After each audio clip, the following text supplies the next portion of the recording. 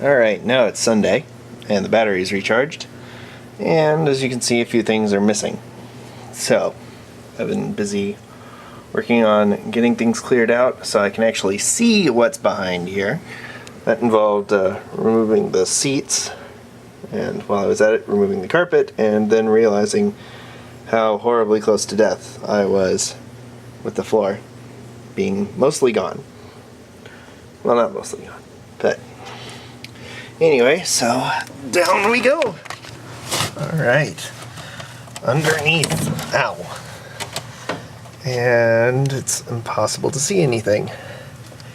But I'm gonna try and get as good a picture as I can. There's the brake switch. I replaced that a while ago. And some wires that run up to the harness on the other side, and they run back along here to the fuse box. And let's see, best I can tell, running down here. Hopefully I'll be smart and label these as I take them all apart. Once again, this is upside down, so the bottom is on the top, of course. Oh gosh, this is boring. Alrighty.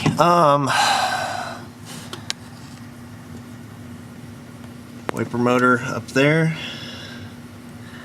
and back down here. There's probably still some stereo pieces in here, stereo wires that I'll need to clear out.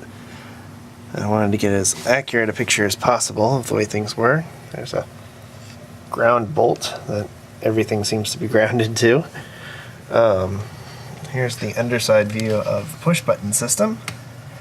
And as you can see, it all goes into this cable here, except for this one. This is the parking lever. So if I depress the parking lever, that kicks her into park and flips neutral. So and it changes the cables. Okay, and shoots the buttons out too, apparently. Alright. So there's that.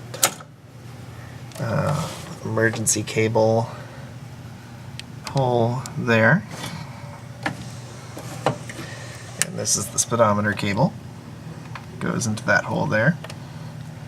Emergency brake, it appears, goes into that hole down there.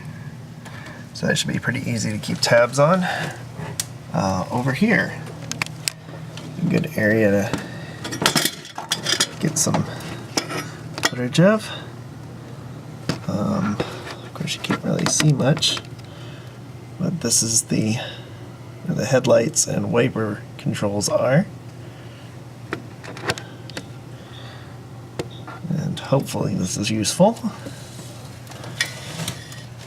Can't even see.